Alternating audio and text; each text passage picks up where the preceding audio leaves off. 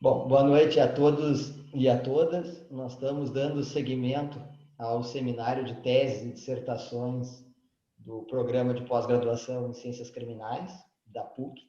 É um prazer receber um público tão variado aqui, estar junto com colegas de outras instituições. Vejo aqui o professor Bruno Rota de Almeida, da Faculdade de Direito da Universidade Federal de Pelotas.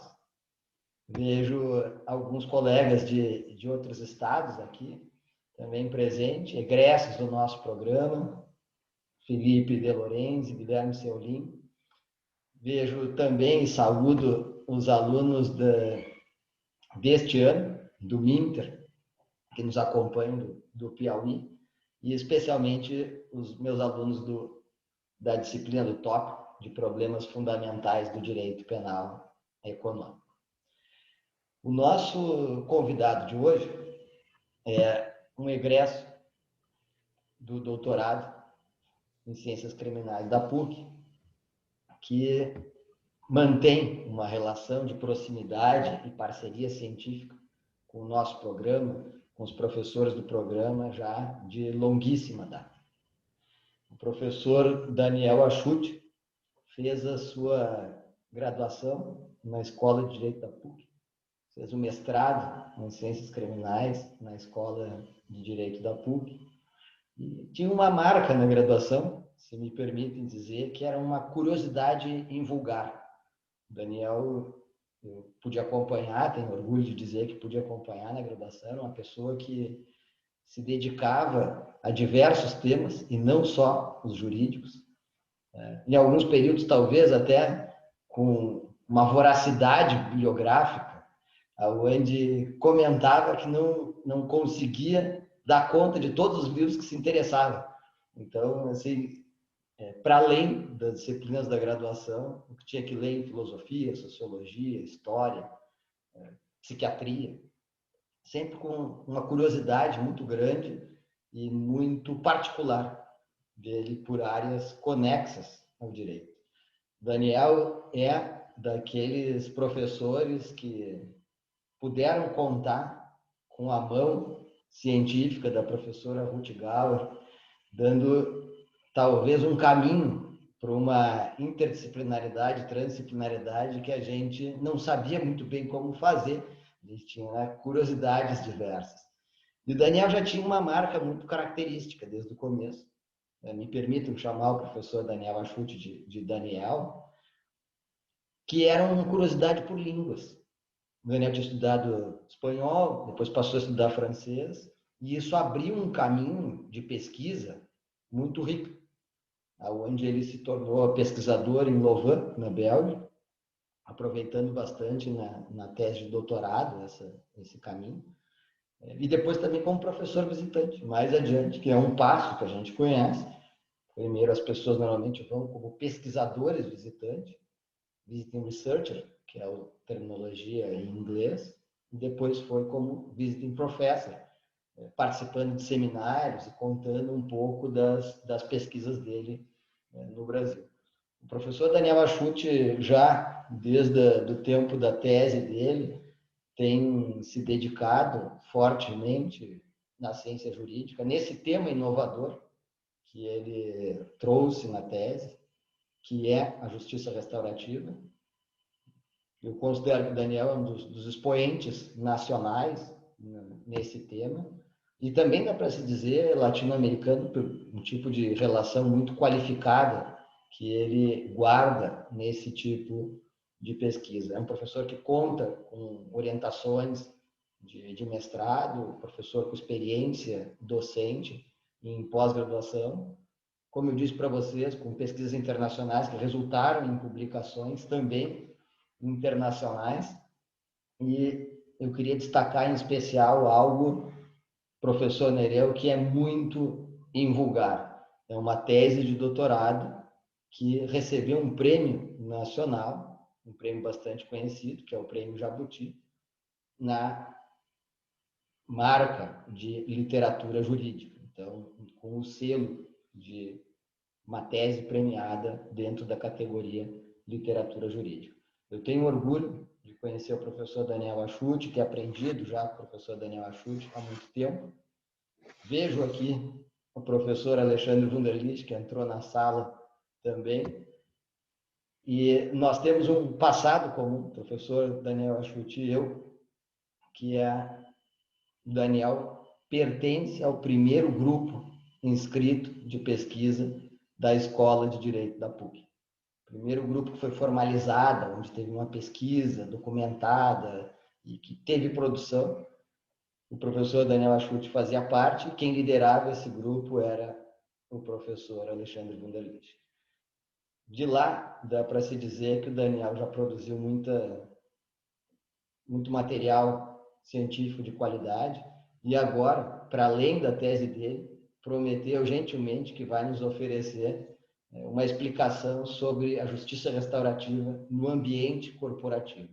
Então, pensando um pouco na temática das empresas. Mais uma vez, o Daniel aqui vem com um tema inovador e queria destacar uma marca onde a inovação do professor Daniel Achuti vem sendo colocada. O Daniel tem um artigo publicado em 2013 na revista Civitas, que ele faz uma análise da experiência da justiça restaurativa na Bélgica, então, onde ele tem uma proximidade bastante grande, e diz que não faz propriamente direito comparado. E isso por uma razão, porque não há um cenário de justiça restaurativa institucionalizado ainda no Brasil, e também porque fazer direito comparado exigiria uma metodologia que não é simplesmente uma análise inspiradora, ou não é a gente pegar 2, 3, 4, 20 livros sobre um tema, olhar a legislação e resolver essa questão. Todo cientista do direito que tem uma unidade característica dessa, me parece que é um ponto a nós destacarmos. Então, professor Daniel Achuti, sinta-se muito bem-vindo à sua casa, à nossa casa, e nós estamos curiosos para saber o que é a justiça restaurativa, se não é, como explicas muito bem em teus textos, uma utopia. Obrigado, Marcelo. Agradeço imensamente pela apresentação, pela introdução, apesar das inúmeras mentiras que tu contou, evidentemente recheadas e por questões de afeto, né, por conta da nossa trajetória comum.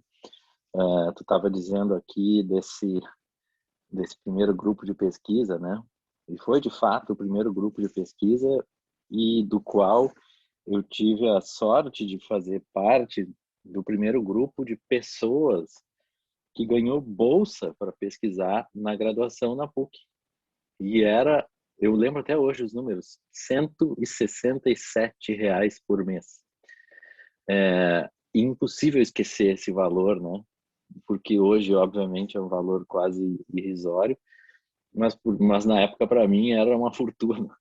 E eu lembro de perguntar pro Alexandre, né, nosso orientador, disse, cara, o que eu faço agora? Ele disse, não sei, vai estudar, vai pesquisar, vai fazer valer essa tua bolsa.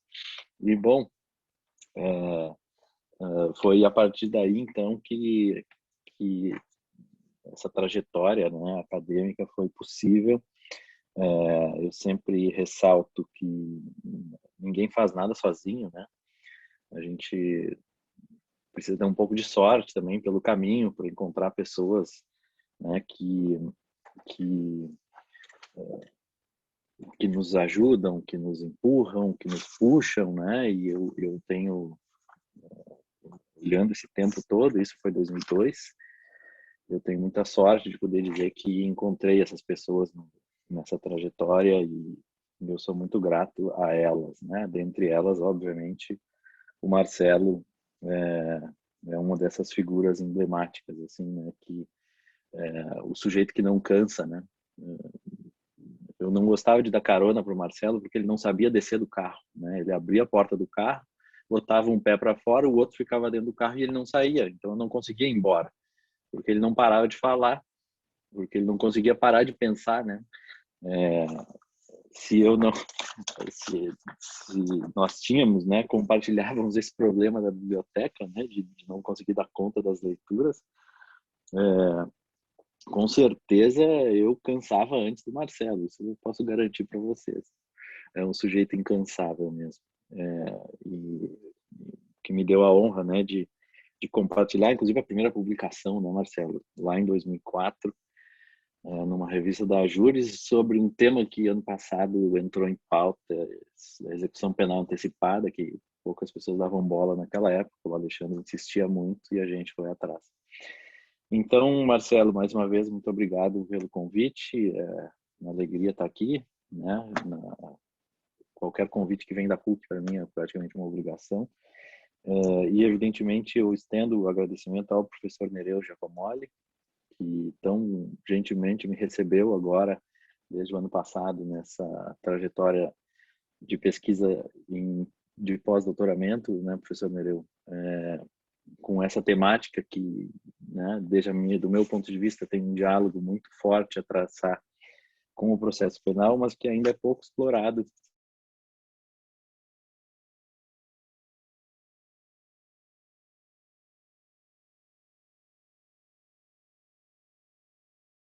Deu um mudo aí, professor.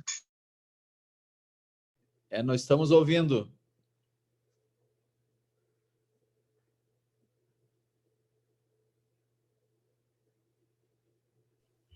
Daniel?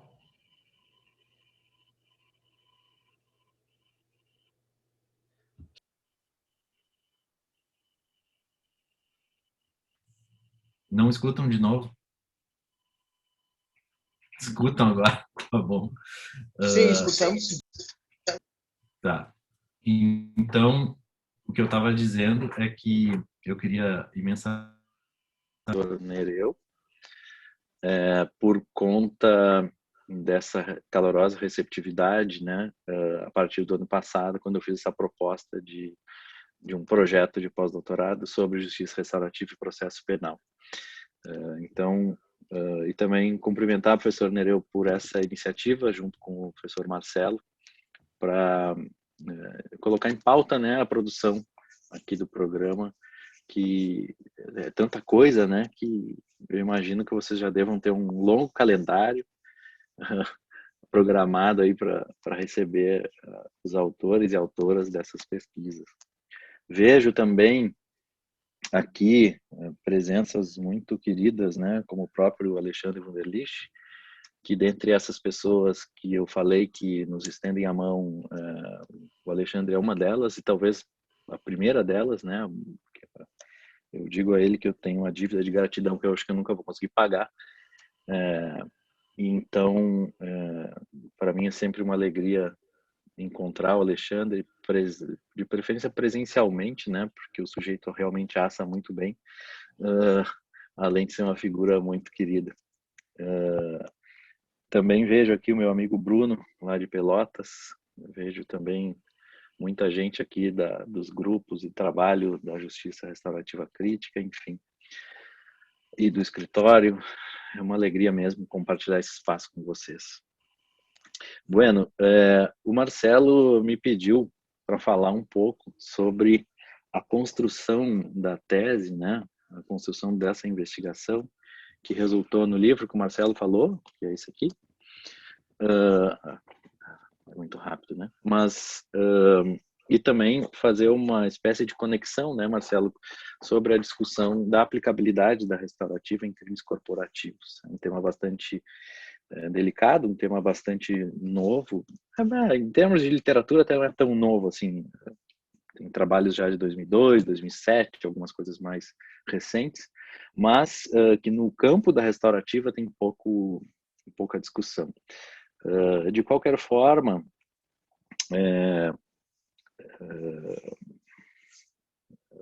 uma das figuras a quem eu sempre agradeço, toda vez que eu encontro ele, que é o professor José Carlos Moreira da Silva Filho, daqui da casa, né, que estava na minha banca de qualificação, mais ou menos, que aconteceu mais ou menos 1 ou 2 semanas antes de eu ir para a Bélgica.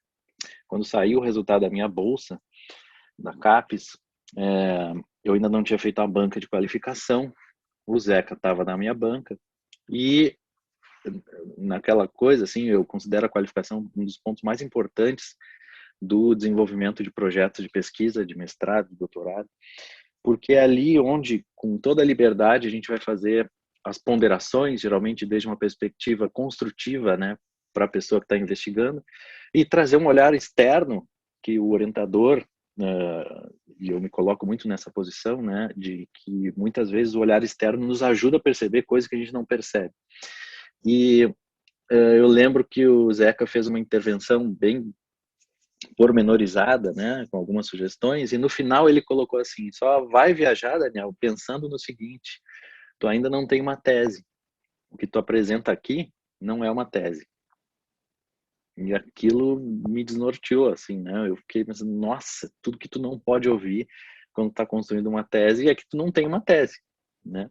Só que no fim, claro, depois eu concluí que foi a melhor coisa que eu ouvi, né? Porque aquilo acendeu o alerta para que a gente precisa saber o que é uma dissertação e saber o que é uma tese de doutorado. E a partir daquele momento, então, quando eu viajei, eu chego na Bélgica, né? Fui co-orientado pelo meu supervisor lá no exterior, que foi o professor Ivo Aerts, que é provavelmente hoje o principal pesquisador do mundo, né? Pelo menos do mundo ocidental, de justiça restaurativa. E ele tem hábitos, né, que são muito bons, que com quem eu aprendi, inclusive, a fazer as orientações, né, de marcar reuniões periódicas. E ele sempre me dizia uma coisa no fim das reuniões, né? Ok, então nós nos vemos daqui a X dias, né? Geralmente era uma vez por mês, e ele dizia: não te esquece, show me progress. Era mostra-me progresso, né? Então aquela reunião para mim era assim: eu acordava às 5 da manhã, já tomava um monte de café para me preparar para chegar lá e ter alguma coisa para dizer, e não esquecer de nada. Então isso foi também decisivo, né, nessa construção, sobretudo porque o modo como o Ivo propunha a construção de uma pesquisa era muito particular dele, né? Muito diferente do que eu estava acostumado, e que, de uma certa forma, né, a gente sempre chega nesses lugares e não quer fazer feio. De qualquer forma, eu lembro na primeira reunião dele me colocando mais ou menos uma coisa na linha do Zeca. Ok, Daniel, é interessante esse projeto e tudo mais, mas o que exatamente tu quer dizer com tudo isso, né? E aí eu vinha com aquela colocação do Zeca, e então foi a partir desse momento, assim, né, que a coisa começou a andar. Mas mais particularmente, né, eu diria que esse livro, essa tese, na verdade, surgiu ainda no mestrado, que quando eu trabalhei com 3 hipóteses de pesquisa lá do trabalho, que envolviam, né, na época orientado pelo Salo, né, a gente queria entender o que tinha de novo no Rio Grande do Sul em termos de processo penal, o que havia de inovação, né? E a gente encontrou 3 coisas, né? A justiça instantânea, a justiça terapêutica e a justiça restaurativa. Tudo no âmbito instantânea e restaurativa no âmbito da infância e juventude, terapêutica no âmbito do juizado especial criminal, especificamente para usuários de drogas. E a minha hipótese, como bom garantista, né, como seguindo a linha da tradição, né, do PPG, era de que as 3 inovações eram inconstitucionais, né, porque justiça instantânea é uma contradição em termos, né, não existe justiça que seja instantânea, mesma coisa que massa, não existe massa instantânea, não se iludam com sim miojo, não existe justiça miojo. É evidente que todas as garantias eram colocadas para escanteio. A justiça terapêutica apresentava um cenário em que a proposta era feita uma espécie de pré-transação penal, que, portanto, não queimava o cartucho do sujeito para a transação penal, mas que, ao mesmo tempo, só era aceita se ele topasse participar de um programa de tratamento para o uso de drogas. Quer dizer, a gente sabe que tratamento compulsório a tendência é não funcionar, né? E aí eu cheguei na restaurativa convicto, né? Mais uma inconstitucionalidade aqui, Nossa Senhora, e não consegui confirmar a hipótese, né? Foi algo assim bastante curioso, porque me dei conta, né, ao longo da escrita, que estávamos diante de um paradigma diferente do que se entende por justiça, né? Uma outra forma de pensar o que está por trás de cada processo penal, de cada caso, né? E uma forma diferente de encontrar soluções, né? E aí eu não confirmei a hipótese, e isso me proporcionou, então, propor já na primeira turma, né, do doutorado, esse projeto para investigar. Afinal de contas, que negócio é esse? Seguindo a pergunta do Marcelo, né? Afinal de contas, o que é restaurativo, né? Essa é uma pergunta quase impossível de responder. Não existe um conceito aceito universalmente pela literatura. Existem conceitos que são mais ou menos utilizados. O mais usado é do Tony Marshall, um britânico que escreveu esse conceito em 1996, né, em que ele basicamente diz que restaurativa é um processo pelo qual as pessoas envolvidas direta ou indiretamente em um conflito vão, de forma coletiva, pensar no fato e projetar o que se pode fazer com as consequências desse fato para o futuro. E o que significa dizer que muita coisa pode se encaixar nesse conceito, né? Mas o que se desenvolveu a partir dos trabalhos da ONU, em alguns manuais que a ONU propôs, em umas cartas principiológicas também em nível internacional, foi de que a justiça restaurativa deve atentar para uma série de valores e princípios, e esses princípios, se bem observados em cada programa de justiça restaurativa, a gente vai poder dizer que aquele programa, então, é um programa efetivamente de justiça restaurativa. E ela pode ser aplicada, eu diria assim, a restaurativa é uma grande teoria, uma ideia, né? Mas ela é aplicada por meio das práticas restaurativas, entre as quais a gente tem aqui no Brasil o predomínio dos círculos restaurativos, né? Mas no Ocidente, sobretudo no hemisfério norte, o predomínio é da mediação penal, né? Também chamada mediação vítima-ofensor. Aqui na Argentina também o predomínio é da mediação vítima-ofensor. Também tem as conferências familiares, que é uma prática bastante utilizada na Nova Zelândia, né? Um dos primeiros países a legislar sobre esse tema em 1989. Essas são as principais formas de colocar em prática, né? São diferentes modos. A mediação vítima-ofensor é mais focada na vítima e no ofensor, tem poucas pessoas participando. Os círculos envolvem mais pessoas, né? Mais pessoas, digamos assim, tem que incluir a comunidade. O que se entende por comunidade é uma grande discussão, né? E afinal, a comunidade tem que ou não participar de um encontro restaurativo. Isso, vocês podem ler a tese da Fernanda Rosenblatt, que é o melhor trabalho provavelmente do mundo sobre isso. As conferências familiares já falam por si, é um grande encontro que envolve membros da família das pessoas. Enfim, mas talvez o que mais caracterize a justiça restaurativa é o que o Antoine Garapon chama de deslocamento do centro de gravidade, né? O centro de gravidade do sistema penal é o réu.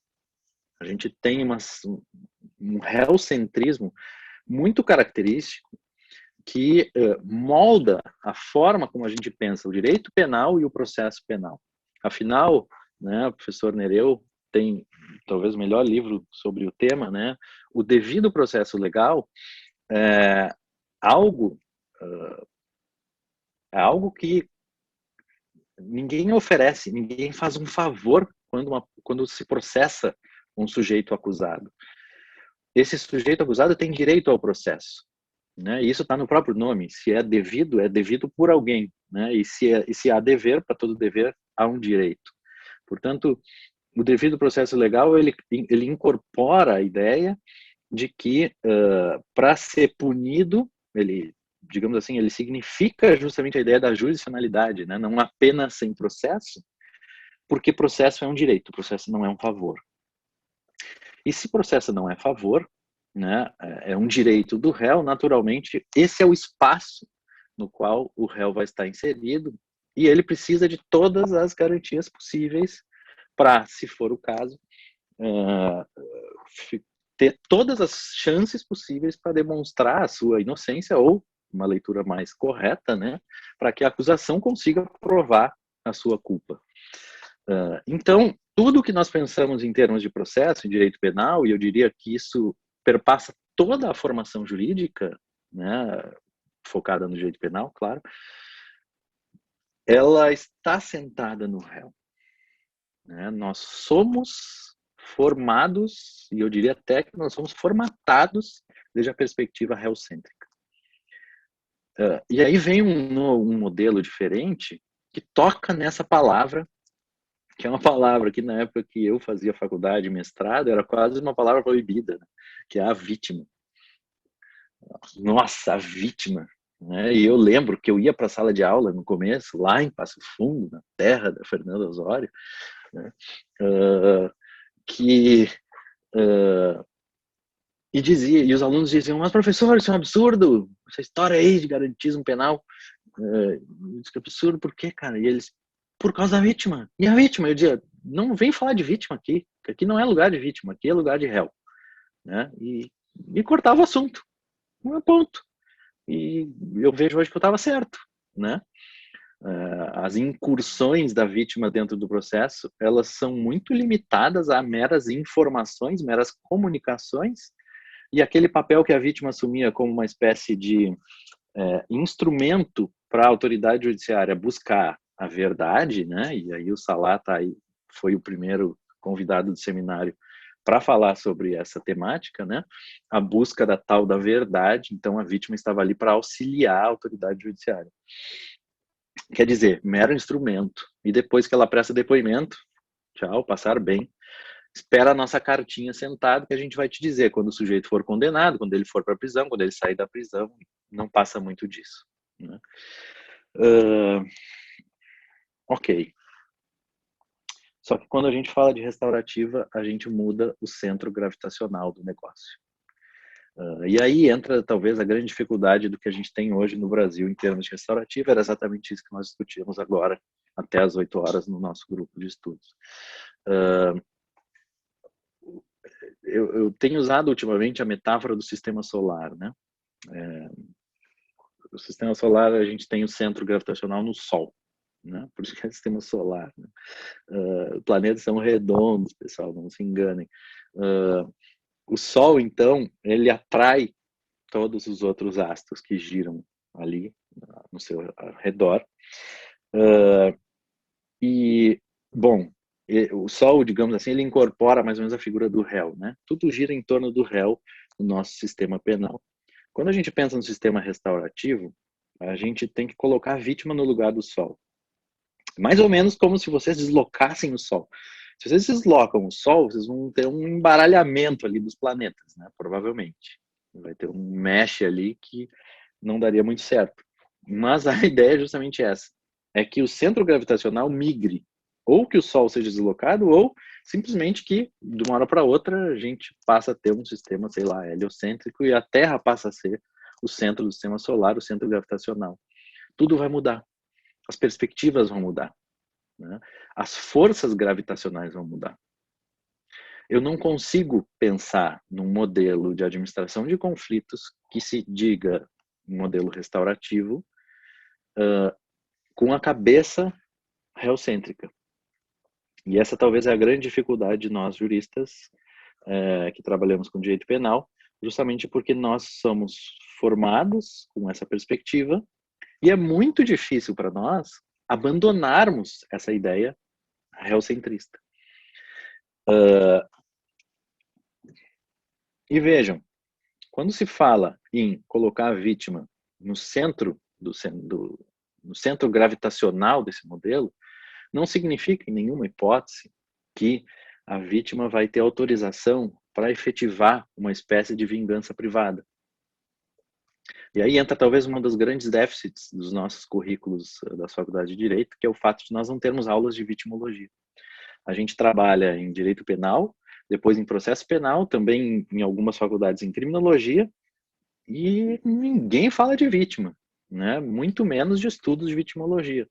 E muitos estudos de vitimologia mostram que pelo menos 50% das vítimas de casos graves, e aqui eu posso citar tranquilamente o livro do professor André Jean Berardino, a tese dele que ele defendeu lá na Federal do Paraná, 50% das vítimas que ele analisou, né, as entrevistas que ele analisou, que eram casos de vara do júri, diziam que não queriam que o réu fosse preso. Imagina a vara do júri, né, homicídio consumado, tentado, e metade das vítimas não queriam que o réu fosse preso. Porque a pergunta ali do questionário era o que elas entendiam por justiça, né? E ali aparece, nos estudos de vitimologia, aparece o rompimento da ideia de que justiça é igual à prisão. E isso é uma coisa muito curiosa de perceber, né? Nem toda vítima quer se vingar, nem toda vítima quer a morte do sujeito, nem toda vítima quer a punição exagerada, né? Algumas querem, ok, faz parte, né? Mas nem todas querem. E a gente parte do pressuposto, até para a própria teoria do direito penal moderno, de que a vítima, ela, se a gente der muita voz para ela, a gente vai permitir uma espécie de vingança privada legitimada por meio do processo, o que não se verifica em termos empíricos, né? E ainda por cima, as mesmas pesquisas de vitimologia mostram que muitas vezes as vítimas não querem nada, elas querem simplesmente que o sujeito reconheça que fez a coisa e que peça desculpas, ou que simplesmente diga que não vai mais fazer aquilo com outras pessoas. Quer dizer, os estudos de vitimologia, eles seriam importantes até para a gente poder repensar o que a gente entende por punição, né? Tem um autor que é o... me fugiu o nome agora. Tem um autor que está trabalhando com a ideia, daqui a pouco vem o nome, de que o uso da justiça restaurativa e a utilização dos encontros restaurativos e a aplicação dos acordos também significam uma espécie de punição, só que uma punição diferente, que não envolve privação de liberdade, né? Mas esse é um outro tópico, né, que é interessante de pensar. Porém, a grande questão é que o que não é permitido na restaurativa, os acordos de justiça restaurativa, são justamente acordos que violem direitos fundamentais e que envolvam privação de liberdade. Basicamente, essas são as duas restrições maiores, assim, né, mais significativas. Quer dizer, as pessoas envolvidas no conflito, elas passam a ser as protagonistas do negócio, não mais os atores jurídicos. Os atores jurídicos não são dispensados, né? Todas as partes têm direito ao aconselhamento jurídico, isso está inclusive no manual mais recente da ONU. E o que é mais interessante, talvez mais paradoxal, é que esse modelo de justiça não vai substituir o sistema penal. A tendência é dele conviver com o sistema penal. A tendência é de termos não só esses dois modelos, e aqui a gente está falando só desses dois, né? Mas a tendência é a gente ter mais do que simplesmente uma única opção. O sistema penal hoje, ele funciona mais ou menos como uma sala que só tem uma porta, né? O sujeito entra no sistema, a única saída é aquela lá. Pensem na restaurativa como uma espécie de segunda porta, como uma espécie de segunda saída, né? Em que, ao invés da gente estar pensando em como limitar o poder de punir e, portanto, de garantir os direitos do réu, a gente vai pensar no sentido oposto. A gente vai pensar em como permitir que aquela vítima traga a sua narrativa para dentro do caso, para a discussão, e que ela seja atendida nas suas necessidades. E isso, por si só, já significa um rompimento paradigmático, né? Porque, e aqui daqui a pouco já consigo avançar para a discussão dos crimes corporativos, né? Porque nós, assim como não conseguimos avançar na discussão do papel da vítima na justiça criminal, nós também fomos treinados a querer dizer, por termos jurídicos, quais foram os resultados, as consequências de determinados delitos para as vítimas. Então, geralmente, a narrativa vem assim, sujeito levou, sei lá, estava em determinado empreendimento, sei lá, comercial, um bar, veio um segurança e ele aplicou uma gravata. Ele ficou desacordado e, feito o exame de corpo de delito, verificou-se lesão na pele do pescoço e tudo mais. E, portanto, a conclusão é lesão corporal leve. É isso. É isso que a gente entende por dano, pelo dano concreto, né? Pela materialidade, pela comprovação de que aquele fato aconteceu. Porque essa é a nossa perspectiva de juristas, que o Nils Christie dizia lá, um dos autores com quem eu trabalhei na tese. O processo penal necessariamente precisa trabalhar com simplificações. Se o processo penal, e ele está falando do direito penal moderno, tá? Mas eu posso trabalhar nas duas lógicas. Se o sistema penal traz muitas informações para os autos, o julgamento penal é impossível. Porque é humanamente impossível julgar uma pessoa tendo conhecimento muito grande sobre a vida daquela pessoa. Tendo muitas informações. Então, e aí o Christie dizendo, né, as faculdades de direito são locais de treinamento sobre o que não é relevante de ser levado para uma corte. Né? E aí ele coloca, isso porque a perspectiva binária do direito penal, de sim e de não, de certo e de errado, de crime, de criminoso, de inocente, né, de culpado e inocente, ela obriga que o julgador não tenha acesso a muitas informações. Que quanto mais informações ele tiver, mais difícil vai ser a classificação jurídica de determinados fatos. E essa é a lógica do direito penal moderno. Né? A gente trabalha sempre com 8 ou 80, sempre com sim ou com não. Essa lógica binária que a Ruth também trabalha nas aulas dela, né? Essa estruturação do pensamento moderno, né? Desde essas perspectivas, ela se reflete de forma brilhante, né? Perfeita no direito penal moderno. E nós, muito mais do que o direito penal, né? Nós somos educados a ver o mundo dessa forma. Nós sempre vemos o mundo em preto e branco. Né? Nós somos educados quando crianças, quando adolescentes, a nos comportarmos bem para ganharmos uma boa nota. O aluno que não se comporta bem, que fala muito, né, ele geralmente recebe algum tipo de reprimenda. Ele não vai receber uma nota com estrelinha, né? Ele vai receber aquela nota com caneta vermelha, na época que as notas eram feitas no papel, né?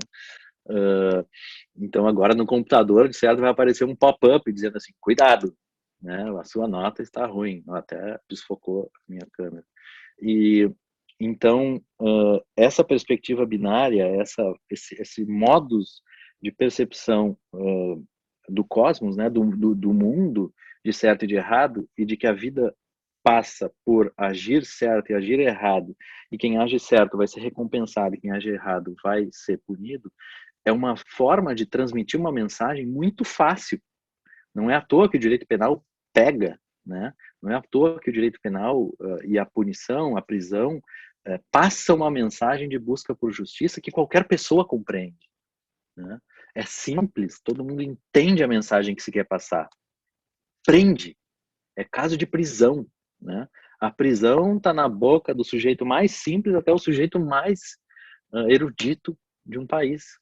Porque é algo que todo mundo compreende. Então, essa mensagem simples, porém carregada de significados, é justamente isso que constitui, então, a perspectiva de que é muito difícil abandonar esse sistema.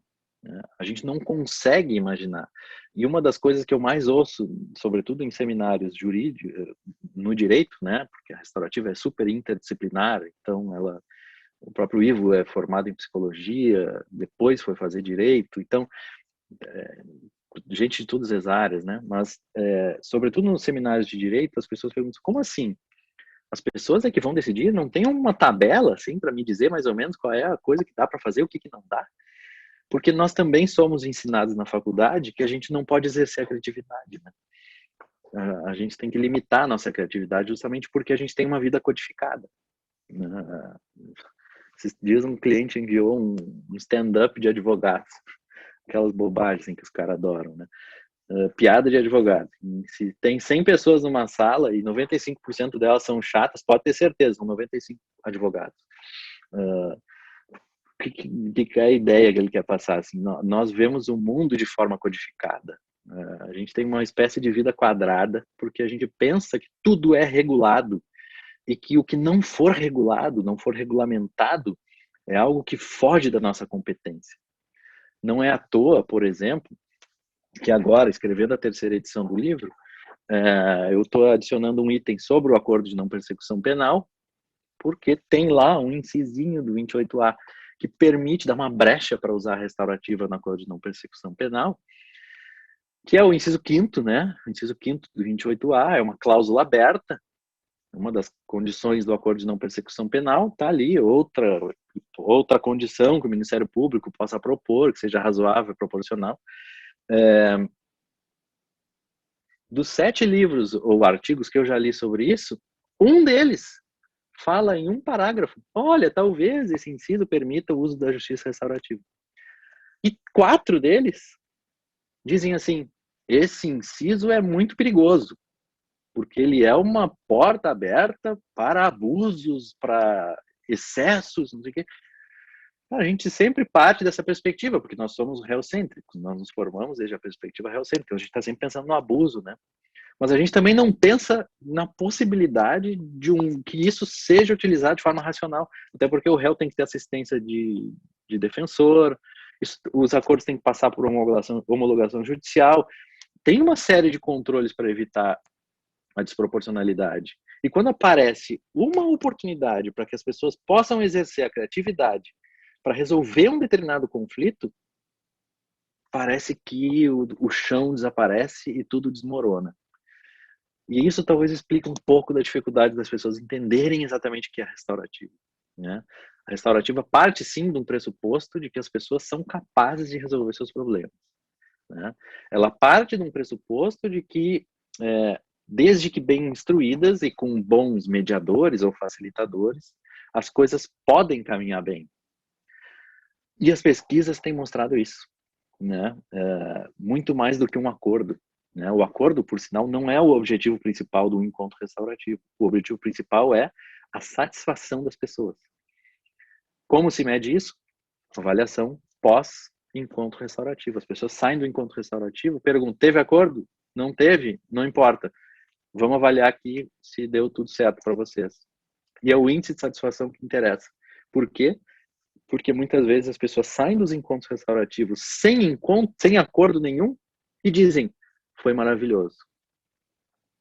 Geralmente, por quê? Porque as pessoas são ouvidas. Parece meio idiota isso, né? Assim, as pessoas querem ser ouvidas. Todo mundo quer ser ouvido. Todo mundo quer ser ouvido. Principalmente as vítimas. Principalmente em crimes graves. Principalmente quando a coisa foi séria. E aí, outro dado de pesquisa mostra que quanto mais graves os casos, melhores têm sido os resultados dos programas de justiça restaurativa. Como explicar isso? Não sei. Não faço a menor ideia. A gente ainda está tentando entender. Mas tudo indica que é justamente no caso mais grave que as pessoas mais precisam de algum tipo de apoio. E tem um lugar que a vítima não encontra, e se tem um lugar que a vítima não encontra apoio, esse lugar é o sistema penal. Desde a delegacia até a execução da pena. A vítima só é chamada para prestar depoimento, e ainda assim ela é ouvida com desconfiança, né, e em tudo mais. Qual é a grande questão aqui? Se nós somos reocêntricos, nós vamos provavelmente seguir fazendo com a restaurativa alguma coisa para a qual ela não foi programada, que é justamente tentar ficar olhando para o réu. Esse é talvez um grande dilema que a gente tem e é uma das coisas que aparecem no relatório do CNJ, que foi produzido pela professora Vera Andrade, né? Ela constatou que uma das grandes questões que aparecem na avaliação dos programas de justiça restaurativa no Brasil é de que esses programas têm uma baixa adesão das vítimas e um excesso de foco no réu. O que significa que nós estamos tentando trabalhar com um modelo novo de justiça desde a perspectiva do modelo velho. E a gente está tentando, na verdade, usar o espaço da justiça restaurativa para fazer com que as teorias da pena finalmente possam ser, possam fazer sentido. Mas o mais curioso é que isso não precisa ser feito.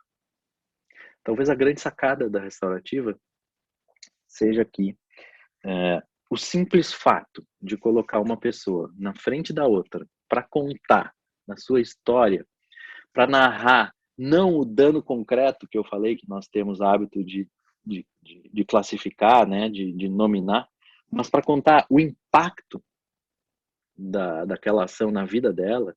Quer dizer, ao invés de eu dizer que ela sofreu lesão corporal, que aparecem, né, no pescoço, tem 2 centímetros por não sei quanto, eu vou pedir para a vítima contar o processo de vitimização, que é muito diferente do que simplesmente uma descrição objetiva dos danos que aquela conduta causou na vida dela.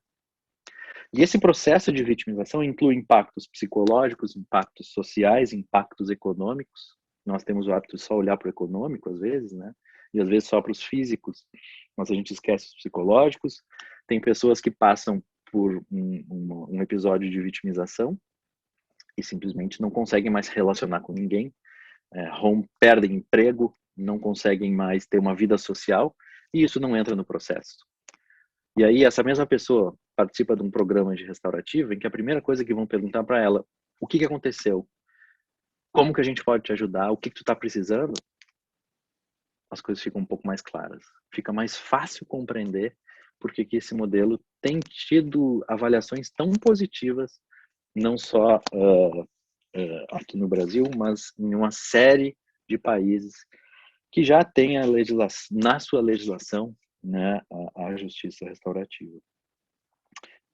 Hoje à tarde mesmo, numa reunião, um procurador da República dizia que o Brasil já teve 12 condenações na Corte Interamericana de Direitos Humanos por ignorar a vítima no processo penal, no sistema penal. 12. Né? E eu sempre digo, quando eu participo desses encontros com as pessoas do judiciário, vocês têm a oportunidade de fazer com que as pessoas gostem do sistema de justiça. Ofereçam um serviço de apoio à vítima. É tão fácil. Assim, não é fácil, né? Tô brincando. Mas é tão mais fácil do que ampliar, né, uma série de serviços que já são oferecidos pelo judiciário. Vai fazer com que as pessoas sejam acolhidas, que elas sejam ouvidas, que elas sejam levadas a sério e que alguém pergunte para elas o que elas querem ouvir, né? Afinal de contas, o que aconteceu? O que tu tem para me dizer sobre o teu processo de vitimização? Então, isso é uma característica muito interessante da restaurativa, que demora um tempo para a gente sacar. Sim, eu demorei provavelmente 10 anos para entender esse deslocamento gravitacional do réu para a vítima. Não é fácil, porque a gente está sempre pensando na lógica do réu, o que é compreensível, mas para trabalhar com restaurativa a gente precisa realmente fazer essa espécie de migração, né? E aqui, Marcelo, eu acho que é possível fazer a conexão com a questão dos crimes corporativos, né? Na verdade, a gente está dando um salto, assim, a gente está trabalhando com questões mais conceituais e trabalhar com questões mais aplicadas, né? Por que dá para pensar, por exemplo, num caso de restaurativa para crimes comuns, assim, que tem uma pessoa de carne e osso? Porque a gente consegue identificar quem é a vítima, consegue identificar quem é o acusado, tu consegue trazer essas pessoas, enfim, é mais palatável, né? Está dentro, inclusive, do nosso script codificado de mundo, né? Agora, quando a gente pensa em crimes em que tu não tem essa pessoa, quem que é a vítima de um crime ambiental? Quem é a vítima de um crime, por exemplo, desses grandes casos, das grandes corporações, como, por exemplo, esse caso do amianto, né? Que é talvez o mais famoso, né, deles. Essa história da telha, né, que tinha lá amianto e muitas pessoas desenvolveram câncer e tudo mais. que o Greg Bara, que trabalha muito bem, a Marília Budó também. Como identificar a vítima nesse caso? Se, por exemplo, uma das questões dos crimes corporativos é que tu nem sempre consegue identificar uma vítima concreta, personificada, aquela pessoa foi a vítima desse tipo de delito. Muitas vezes, nesses crimes corporativos, sobretudo esses mais amplos, né, de longa duração, o dano não é percebido imediatamente, ele é percebido no longo prazo. E como é que tu faz a conexão, a relação causal entre aquela conduta da empresa e aquelas pessoas que dizem que foram vítimas daquele sujeito? Eu falava ontem mesmo com a Marília Budó e ela dizia, o sujeito que era o dono da fábrica lá das telhas que tinha amianto na Itália, acho que é na Itália, ele hoje é um dos maiores investidores nas questões ecológicas. E ela disse, e ele nunca foi julgado por um caso dos negócios lá das pessoas que tiveram como consequência câncer, morreram por conta das telhas dele. Todo mundo ignorou, esqueceu isso, porque ele passou a investir nessa publicidade verde, nessa publicidade positiva da empresa. Justamente porque é difícil fazer essa relação causal, né, entre aquela conduta da empresa e aquele resultado. E muitas vezes, porque os crimes corporativos, eles envolvem vítimas abstratas, né? Aquilo que eu estava falando do crime ambiental, quem é a vítima? É a coletividade, todos nós, são as pessoas que ainda não nasceram, são as futuras gerações, né? Então, muitas vezes, essa é uma grande dificuldade para pensar justamente na aplicabilidade da restaurativa nesse tipo de crime. Especialmente porque, e aí o Chris de novo, né? A gente sempre tem a vítima ideal na cabeça, que é justamente aquela pessoa vítima do crime tradicional, né? Quem é que apanhou? Quem é que morreu? Quem é que foi assaltado? Nesses crimes, isso é muito mais complexo, é muito mais difícil de lidar. Até porque esses crimes têm baixa visibilidade, né? Os danos também têm baixa visibilidade. Existe uma alta complexidade em relação à ofensa em alguns casos, né?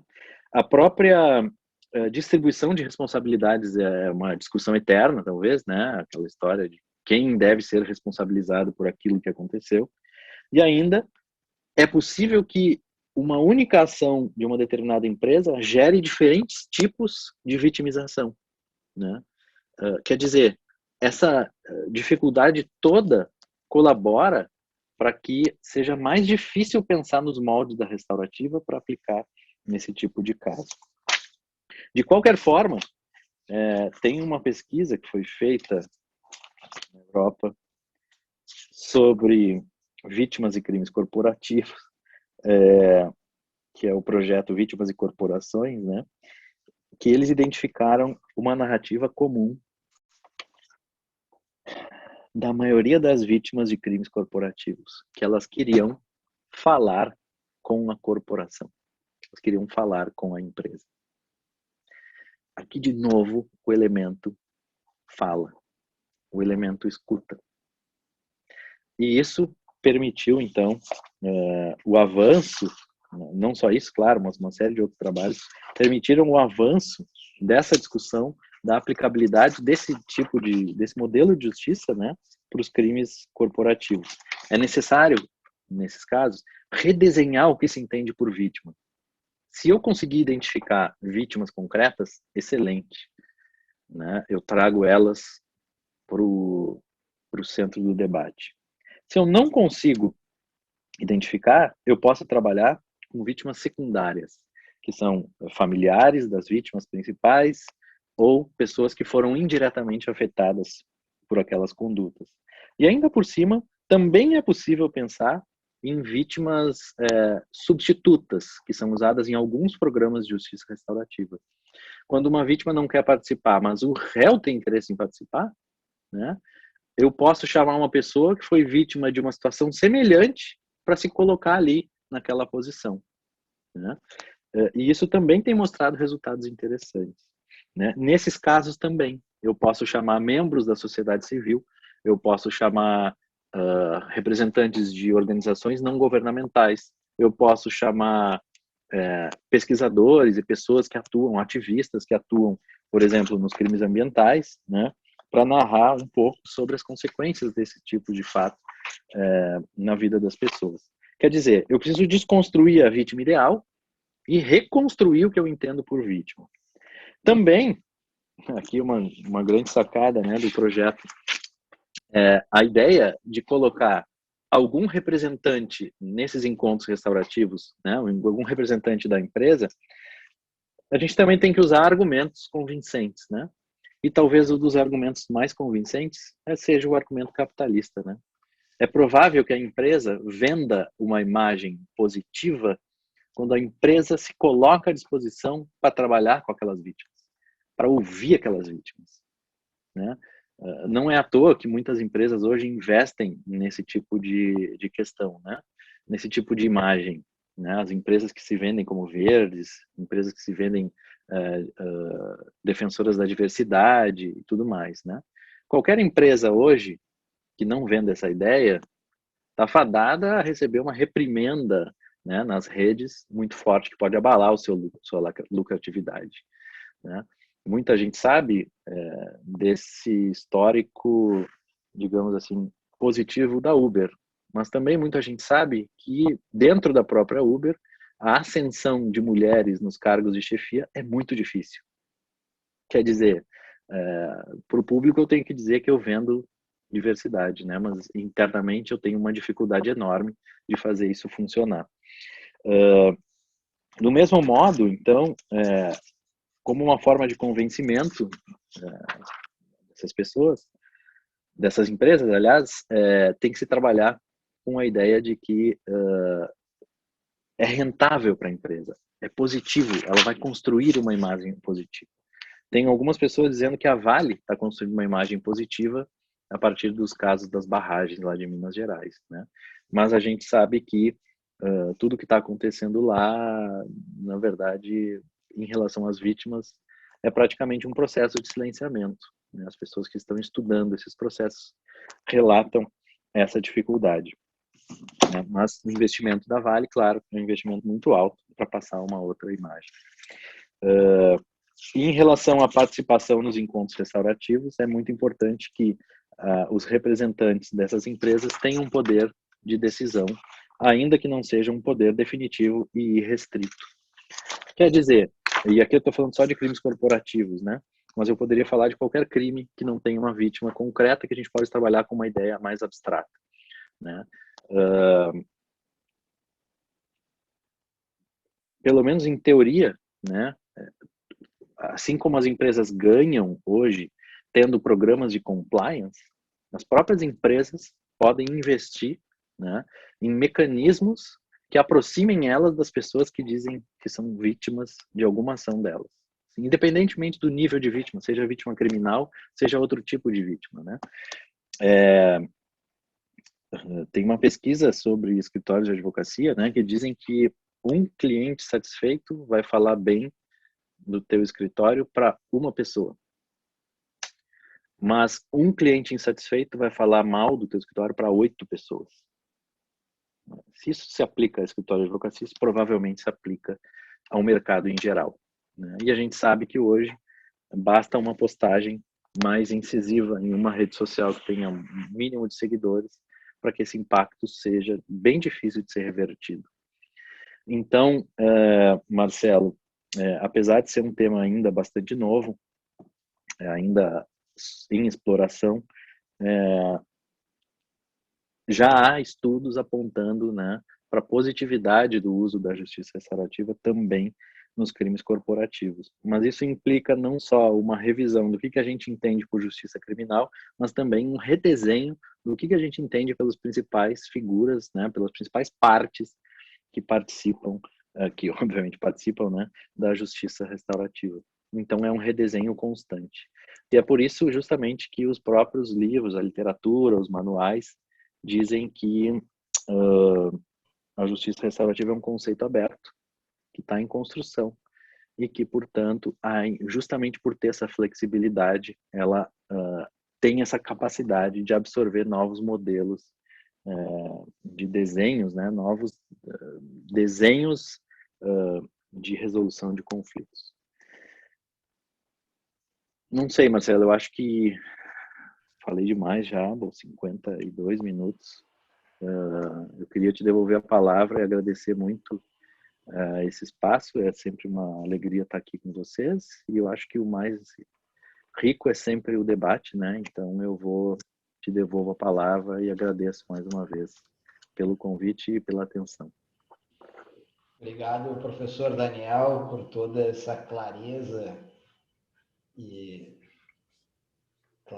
abertura ao diálogo. Me parece que é um pouco até restauradora essa forma de lidar com o que vem agora, que é o diálogo mesmo científico, né? Então, prezando sempre por essa busca talvez de um ajuste. Eu ouvindo agora a exposição do professor Daniel Achuti, já vou passar a palavra ao professor Nereu, quem quiser fazer alguma pergunta, e lembrava de um sonho de um filósofo do direito e penalista que dizia que mais do que buscar melhorar o sistema criminal, professor de Heidelberg, Gustav Heidelberg, deveria ser buscado algo melhor do que o sistema criminal. Então, não a melhora do sistema criminal, mas algo melhor do que o sistema criminal. A justiça restaurativa, a gente começou a tratar aqui dentro de um programa de ciências criminais, mas é um outro direito? É uma outra forma de justiça que não é do direito criminal? Ou estaria ainda dentro da esfera do direito criminal? O fato de partir da noção de um crime me parece que é um ponto comum, mas para nós conseguirmos implementar a justiça restaurativa, nós temos que sair do processo criminal, ter que criar um outro procedimento dentro do processo criminal. Me parece que tem uma pergunta que o professor Alexandre Wunderlich deixou aqui no chat, que é onde é que entra a questão do abolicionismo diante de toda essa realidade, já que pode haver uma coexistência, né, de práticas. Bom, vou tentar responder primeiro a tua pergunta, né? Sim, é direito, porque está conectado justamente com a justiça criminal, deve estar conectado, porque senão não produz impacto também, né? Mas parte justamente desse pressuposto. Talvez algum dia a gente chegue no nível do Serviço Nacional de Mediação da Noruega. A Noruega é fantástica não pela sua riqueza e tal, mas pela diferença que ela tem em relação ao Brasil. E o Serviço Nacional de Mediação, quando recebe um caso, ele recebe como conflito. Ele não recebe como caso penal ou como caso civil. Eles conseguiram romper essa fronteira artificial entre os tipos de ilícitos, que são criações humanas. Quem diz o que é crime e o que não é, somos nós, somos seres humanos, é o legislador. E eles optaram, então, por romper com essa barreira. E eles trabalham com a ideia de conflito. Então, se tu tem um conflito e tu prefere, ao invés de judicializar, levar para mediação, está lá o Serviço Nacional de Mediação para te receber. Assim como para receber os casos que são encaminhados pelo judiciário para lá. Então, por que não vai substituir? Por que tem que conviver com o sistema penal? Porque um dos princípios da justiça restaurativa é a voluntariedade. Só participa do encontro restaurativo quem quiser. E tem que ser um consentimento livre, voluntário e absolutamente informado. As pessoas têm que ser informadas sobre como funciona e quais são as consequências. Então, como os dados indicam que pelo menos metade das pessoas não querem participar dos encontros, da metade que quer, metade prefere encontros indiretos e não diretos. Sobra 25% de pessoas que querem participar dos encontros restaurativos, de uma mediação, de um círculo, enfim. E desses 25%, nem todos os casos realmente chegam no encontro face a face, né? Então, a gente não vai substituir um sistema pelo outro. E talvez isso seja bom, não seja ruim, né? E, de uma certa forma, é interessante nós pensarmos que a convivência dos sistemas, ela é ok, ela não tem nenhum problema quanto a isso. A grande questão é que a gente precisa entender melhor, e isso alguns países já estão mostrando, né? O que a gente faz quando o caso é resolvido na restaurativa e ainda há um processo em andamento, né? Alguns países optaram, em algumas províncias argentinas, né? Porque toda província tem seu código de processo, algumas províncias optaram por extinguir a punibilidade. Fechou o acordo, acabou o processo. Dependendo, claro, do grau da gravidade do caso. Em outros países, por exemplo, a Bélgica, né, que talvez tenha o modelo mais interessante de restaurativa, tem um único artigo no CPP que diz que a autoridade judiciária, ao proferir a sentença, precisa fazer menção ao acordo restaurativo, desde que, obviamente, tenha havido acordo e o relatório tenha sido encaminhado para os autos, e poderá impactar, o que poderá impactar na sua sentença final. Então, dá a oportunidade para a autoridade judiciária decidir o que fazer. Isso porque lá nos anos 90 eles fizeram um projeto piloto em que eles extinguiam a punibilidade quando havia encontro. E nesse projeto piloto, as vítimas começaram a relatar que se sentiam pressionadas pelos réus nos encontros. E disseram, não está legal isso aqui, o sujeito está tentando forçar o acordo. E isso se tornou algo reiterado. Daí eles recuaram no projeto piloto, disseram, vamos tirar essa ideia.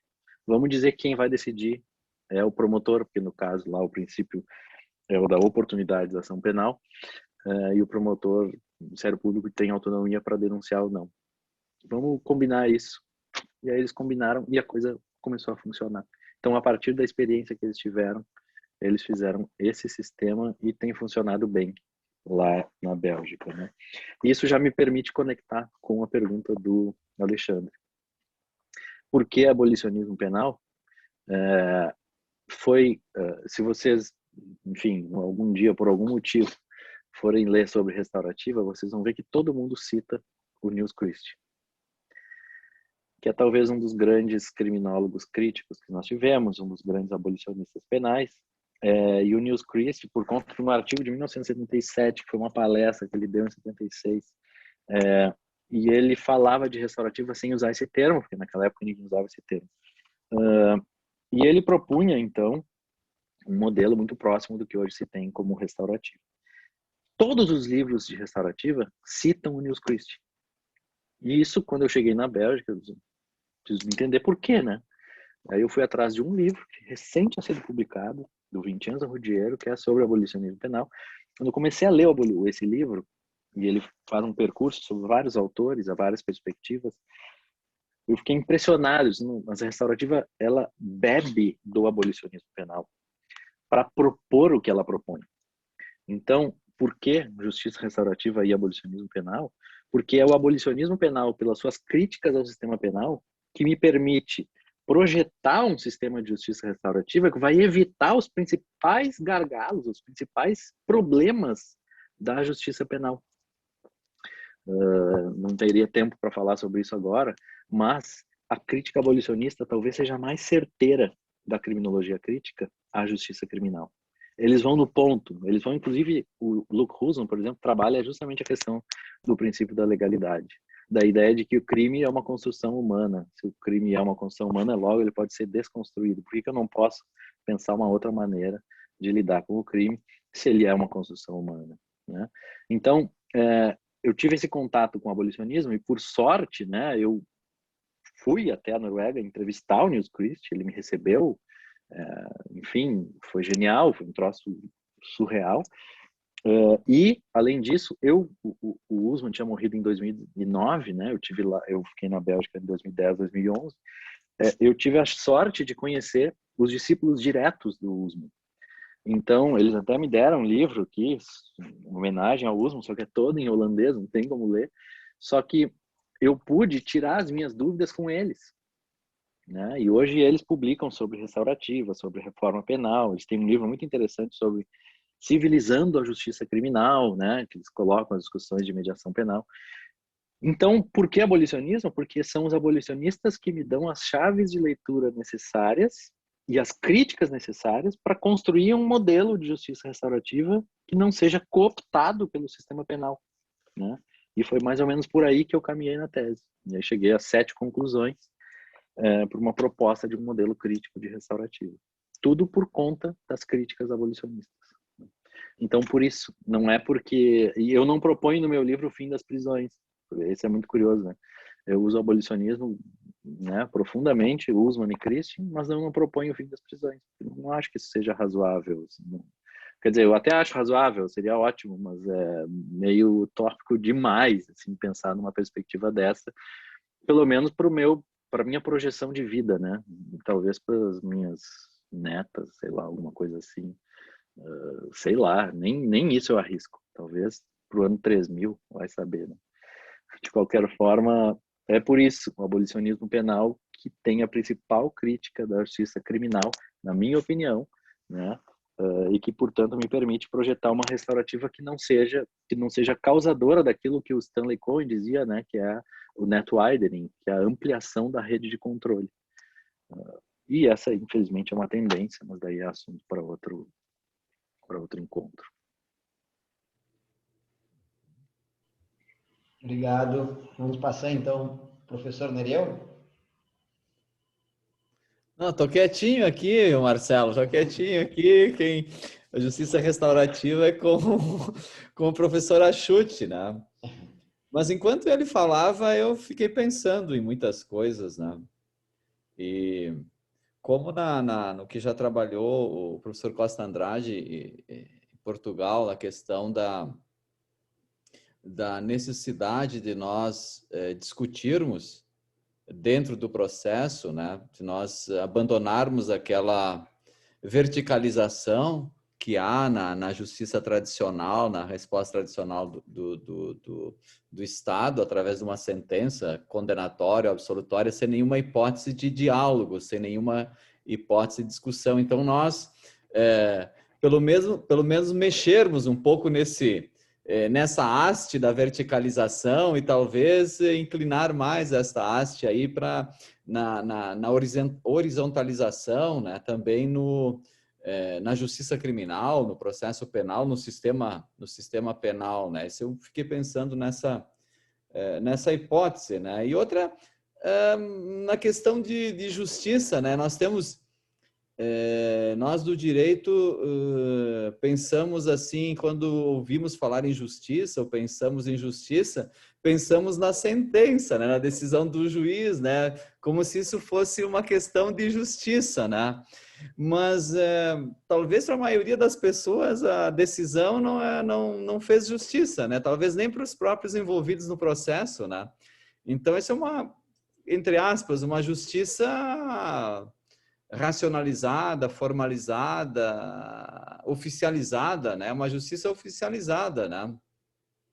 E não uma justiça talvez para os envolvidos no conflito, como falou o professor Achuti, né?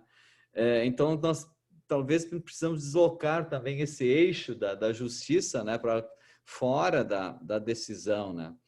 E estudando um pouquinho ali para preparar a cadeira de Direito Comparado, né, sistemas comparados para o doutorado aí da PUC, né, até uma questão que eu nunca tinha percebido e nem obtido essa informação, né, mas assim, nos sistemas judiciários, né, do Extremo Oriente, assim, o que a população, o que as comunidades pensam do processo e da justiça no Extremo Oriente é uma concepção totalmente diferente da nossa, né?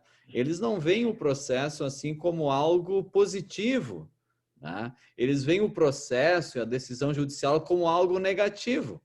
Por que negativo? Porque o ser humano não chegou a uma maturidade suficiente dele mesmo resolver os seus conflitos, os seus problemas sem chegar ao Estado. Né? Sem chegar ao Estado. Né? E dentro dessa perspectiva que o professor Achuti falou, também no próprio continente africano, né, há muitas soluções dos conflitos, vamos dizer assim, dos casos penais, que não passam pela justiça formalizada, né? Pela justiça formalizada. Então, nós no direito, aqui, os ocidentais aqui, e os latino-americanos, pensamos muito na questão de da solução pelo Estado, né? Como se essa fosse a única solução e a melhor solução, né? Nós todos sabemos que o processo, ele, além de estigmatizar, né, ele produz descontentamentos, né? Talvez mais vítimas e mais danos do que o próprio fato, né? Então, só essas brevíssimas considerações aí, cumprimentar aí o professor Achuti, eu vejo também a professora Fernanda, né, que é doutorando também, é professora da PUC, o professor Alexandre estava aí, o Bruno Rota Almeida também foi nosso aluno aí, né? Invejo muito o professor Bruno, né? Agora eu tenho que fazer o relatório dos últimos 4 anos de tudo que aconteceu no PPG e com relação aos egressos nos últimos 5 anos, né? Então eu estudei todos os egressos dos últimos 5 anos, né? E aí quero cumprimentar aqui o Bruno aí pela trajetória acadêmica também e pela produção invejável, né? Bruno foi indicado aí pelo programa dos últimos 5 anos como um dos destaques do programa pela sua produção, pela sua inserção acadêmica, né? O professor Daniel já é antes, né? Tem mais de 5 anos tem mais de 5 anos, né, de egresso, né? Mas o Bruno ainda está entre os 5 anos. Nós temos assim uma formação no programa assim invejável a nível nacional, né? Em nível nacional, assim, os egressos assim que realmente vocês vão poder notar aqui nesse seminário de tese e dissertações, tá? Com uma inserção acadêmica assim muito importante, né? Muito importante não só no Brasil como no exterior também, né? Então por isso quero cumprimentar aí o professor Achuti também, né? Que possui aí uma inserção não só nacional, mas também internacional, né? Um reconhecimento nacional e internacional pela sua produção acadêmica, né? Altamente científica, né? Com um impacto científico bem importante. Então, o professor Daniel é um dos que contribui aí, como nós dissemos, pela disseminação do conhecimento, né? Estou aprendendo os termos novos agora com com esses relatórios aí, a disseminação do conhecimento, né? Isso é muito importante. Também vejo aqui o Guilherme, também estava aí o Di Lorenzi, né? Di Lorenzi aí que estava também aí, né? Então, que são nossos egressos aí,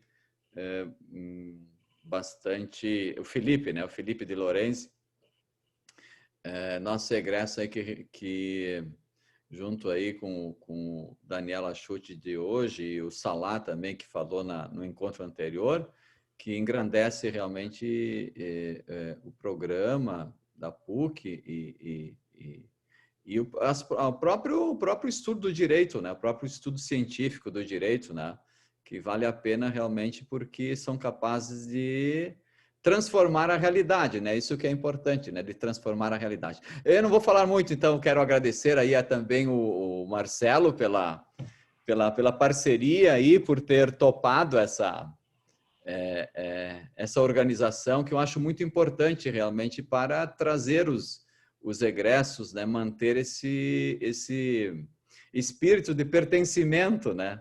De pertencimento, que é muito importante. Então, obrigado aí, Daniel, por ter aceitado e pela brilhante exposição. Muito obrigado mesmo. Cumprimentar também todos os alunos aí, alunos que estão acompanhando, os alunos do professor Marcelo também. Nós temos alunos do DINTER e do MINTER de Teresina, no Piauí, também nos acompanhando. Obrigado. Obrigado, professor Nereu. Eu acho que nós temos 2 perguntas aqui, professor Achuti.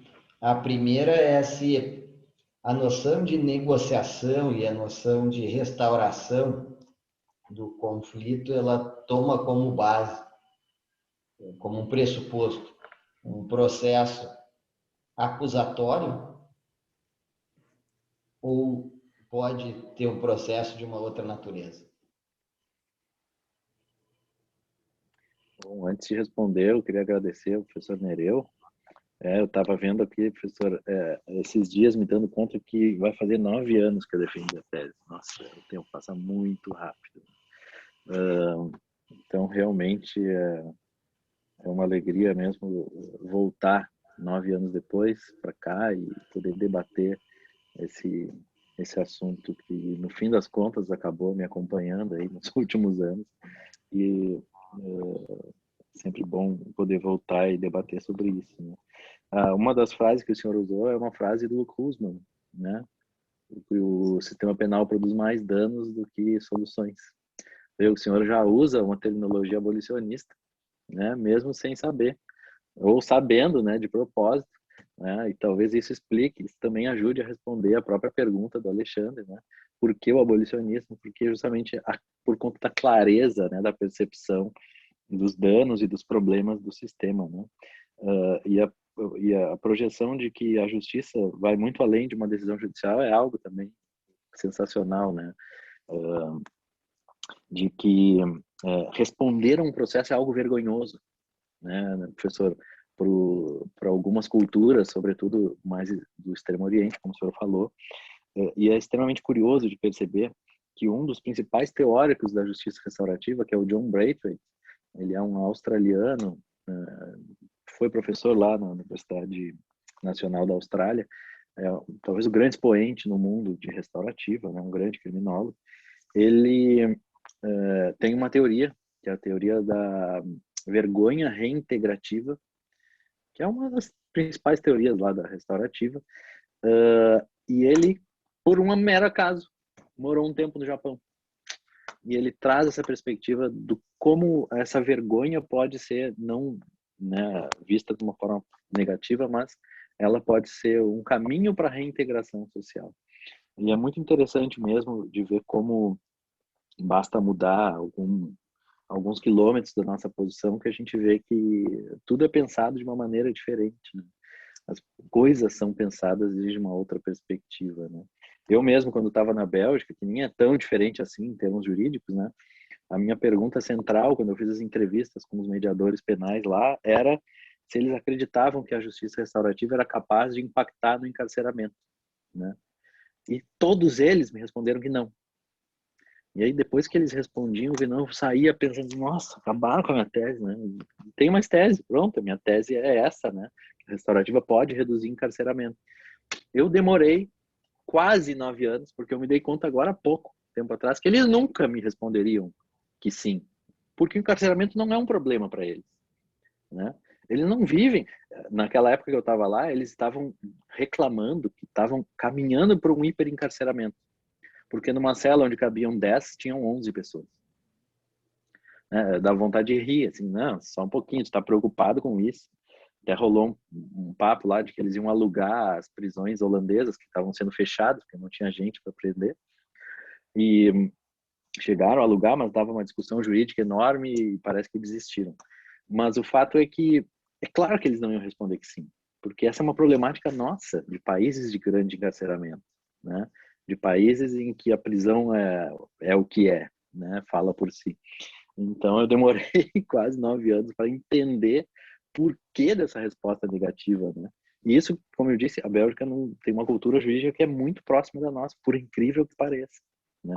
Imagina quando a gente pensa no outro lado do mundo, né? Que é exatamente isso que o senhor falou. Responder um processo é algo vergonhoso, é algo que entra negativamente no meu currículo, né? Eu preciso apelar para um terceiro para fazer com que algum resolva um problema para mim, né?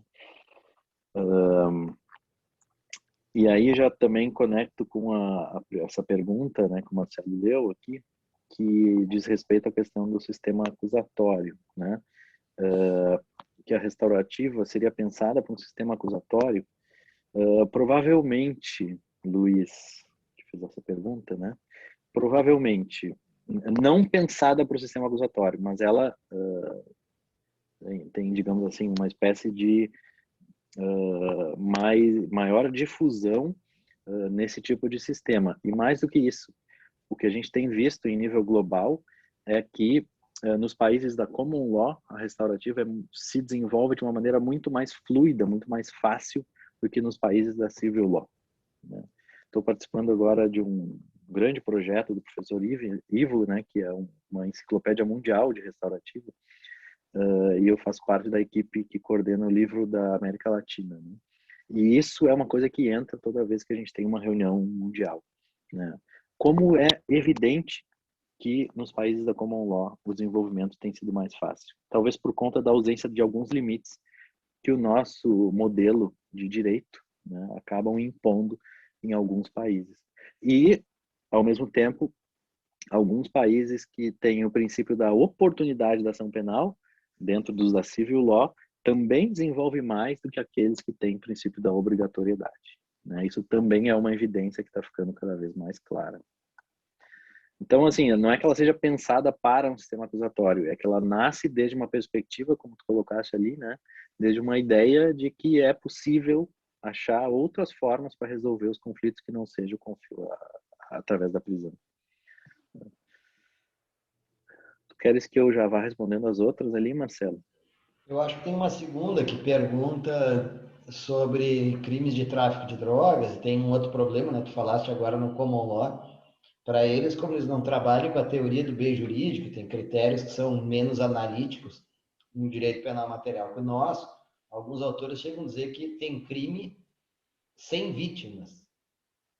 Então, não sei se isso complica um pouco, por desconhecer a profundidade da justiça restaurativa, uma situação como essa. Então, isso é uma grande discussão, né? Tem uma experiência aqui no Brasil, no interior de São Paulo, que aplica restaurativa para casos de usuários de drogas. Eu não tenho notícias de tráfico de drogas. Eu até vou descobrir, porque eu preciso mesmo falar com esse juiz. Mas a grande questão é onde entra a vítima, né? E que tipo de vítima que tu vai chamar para ocupar esse lugar, né? Uma vítima, uma pessoa que já teve a sua casa devassada porque o sujeito tinha uso problemático de drogas. É muito complicado, né? Porque daí para tu migrar para uma perspectiva um pouco mais réu-cêntrica, talvez seja muito fácil, né? Então, não sei, eu tenho dificuldade de pensar nesse tipo de crime, né? E aplicar a restaurativa para esse tipo de crime. E acho que já a própria questão ali colocada pela Amanda, né? De que seria possível restaurativa em crimes de ação penal pública incondicionada, e o exemplo que ela deu foi crimes sexuais. Sim, tem experiências internacionais mostrando que em crimes sexuais é possível, inclusive com bons resultados, muito mais doloroso, mas tem. Mas, em relação a casos de crime de ação penal pública incondicionada, eu também não vejo nenhum dispositivo legal que proíba de aplicar a restaurativa. Agora, se tu me perguntasse assim, isso vai impactar na sentença judicial? Aí eu vou te dizer que provavelmente não. Mas, ao mesmo tempo, eu posso te dizer que, no mínimo, tu tem a possibilidade de, na posição ali da defesa, né, de juntar o termo do acordo, se é que vai ter acordo, né, e pedir, por exemplo, a aplicação da atenuante do artigo 66 do Código Penal, que é uma atenuante genérica, que te dá essa abertura, que ninguém aplica ela para nada, então quem sabe dá para tentar usar dessa forma, né? Então, assim, é proibido fazer restaurativa nesse tipo de crime? Não conheço norma que proíba. Agora, como a gente não tem a regulamentação legal da conexão da restaurativa com o sistema penal, as pessoas têm receio de fazer isso, né? Até porque tu não vai encontrar, assim, com muita facilidade, um serviço que vai atender esse tipo de crime, né? Pelo menos na justiça de adultos.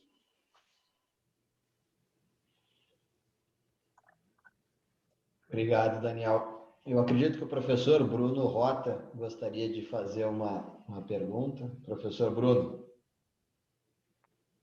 Bom, boa noite. Primeiro, cumprimentar o professor Daniel pela apresentação, grande amigo, revê-lo aqui, professor Marcelo pela organização da atividade, de modo bem especial, professor Nereu, né, agradecer as palavras e dizer que guardo um grande carinho da PUC, dos momentos que eu passei desde o mestrado, doutorado, tenho uma grande saudade de todos. Uma pena a pandemia nos afastar, né, nos deixar isolados, senão já estaria aí em Porto Alegre assistindo a atividade presencialmente. Muito obrigado, Nereu, pelas palavras. A pergunta que eu tenho para o Daniel, para o professor Daniel, é uma pergunta que eu tenho já há algum tempo, assim, de de falar com ele sobre isso, escutá-lo, na verdade, é sobre a potencialidade da justiça restaurativa para casos de tortura, por exemplo, né? Pensar assim como um mecanismo, qual é a potência que tem a justiça restaurativa para prevenir e combater tortura, né? Para esses casos de tortura. E falo assim também mais relacionado, trazendo um pouco para o meu ambiente de pesquisa, as instituições de sequestro, né? Por exemplo, prisão. Né? É possível que há alguma aplicação disso, né? Algum contexto internacional que possa contribuir, enfim, é mais essa indagação que eu faço, agradeço e cumprimento aí a todos pela realização da atividade.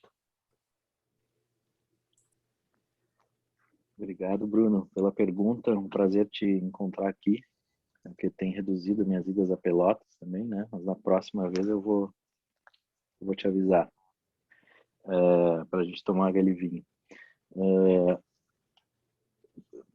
Tanto para uma quanto para outra, né? A resposta é positiva. Existem experiências bem interessantes na prisão, né? Tem uma experiência na Hungria. E agora eu não sei como é que tá, né? A Hungria está passando por uma situação bem complicada. Mas antes desse período conturbado lá, né? Envolvendo um governo autoritário praticamente, na Hungria eles tinham uma experiência em que o programa de restaurativo era oferecido dentro da prisão. E nesse programa eles ofereciam então a possibilidade para as pessoas, para resolver conflitos internos de presidiários, né, presos entre eles, problemas entre presos e agentes carcerários e problemas entre agentes carcerários, né? E nesse programa, então, eles tinham resultados bastante interessantes no sentido de diminuir a tensão dentro daquele ambiente prisional.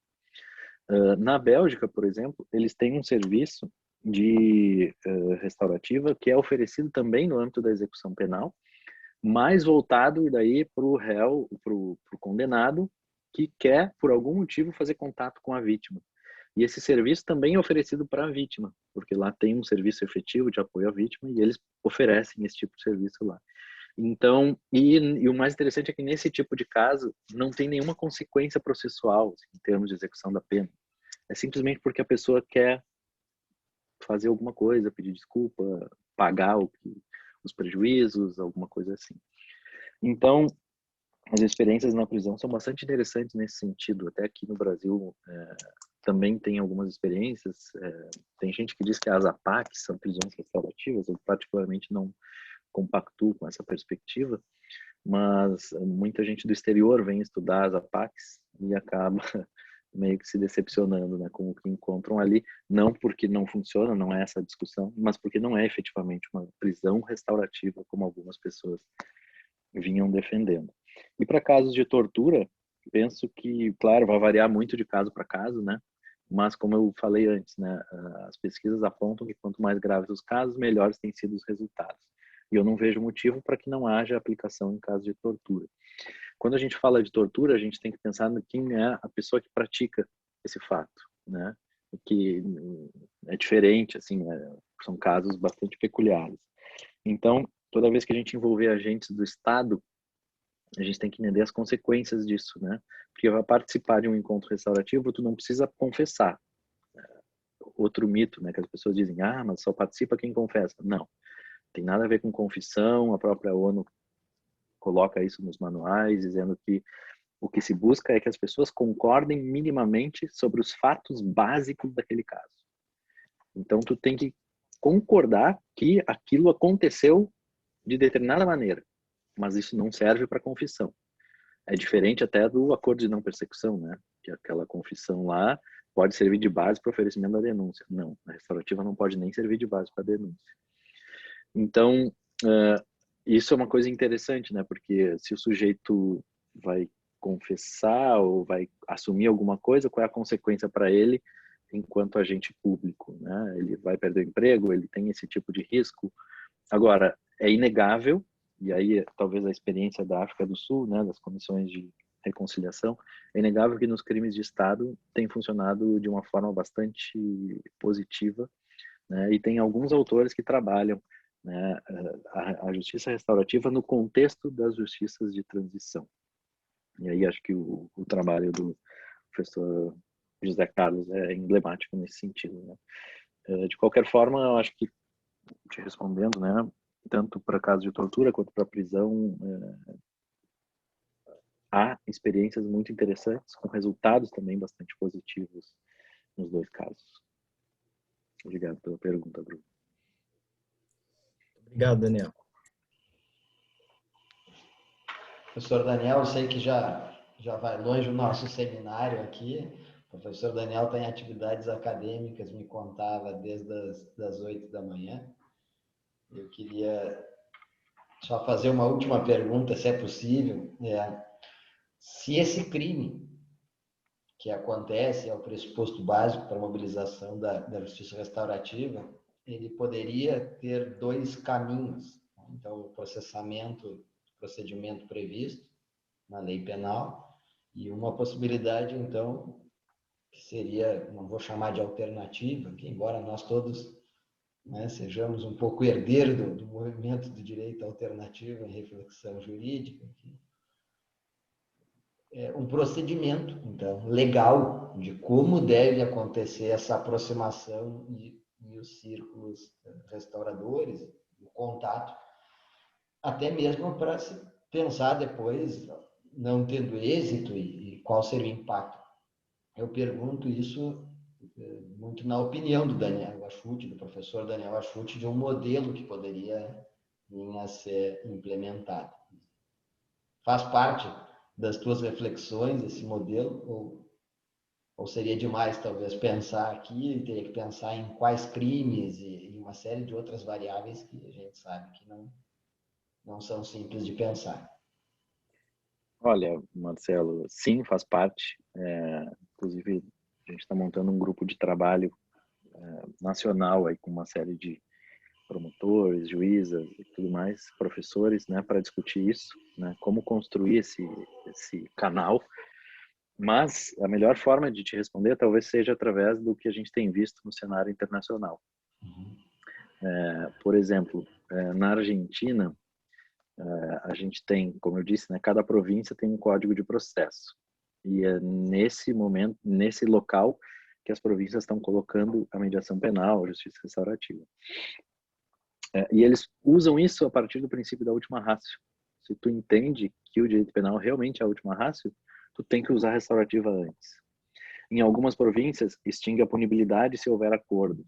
Em outras províncias, não. São procedimentos separados. Em algumas províncias, tu usa para muitos casos, outras tu usa para poucos, dependendo da pena de prisão. Mas, infelizmente, a gente ainda não tem assim, um compilado, né, de dados que possa nos apresentar uma comparação entre províncias. Por outro lado, a experiência portuguesa é muito interessante, né?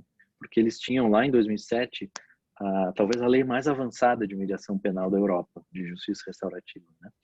Que era mais ou menos uma lei genérica, que autorizava aplicar para qualquer tipo de crime, para qualquer tipo de pena, desde que as pessoas concordassem e seguisse toda a principiologia. Aí, juízes e promotores ficaram sabendo desse projeto de lei, se jogaram para o parlamento para dizer, não, vamos devagar aí.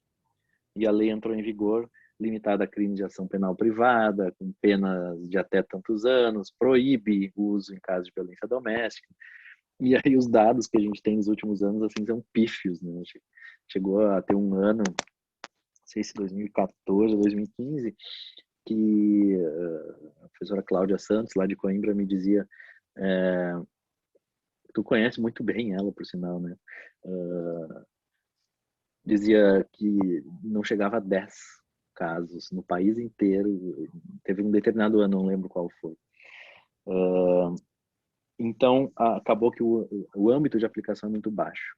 E ali perto, na própria Bélgica, né, talvez é o modelo que eu mais gosto, assim, não pela minha afeição por cervejas boas, mas sobretudo pela própria experiência que eles têm, né, que é uma experiência, digamos assim, que permite a restaurativa no âmbito pré-processual, no âmbito processual, no âmbito da execução, no pós-processual, permite para qualquer tipo de crime, para qualquer tipo de pena, e que há uma conexão com o processo penal.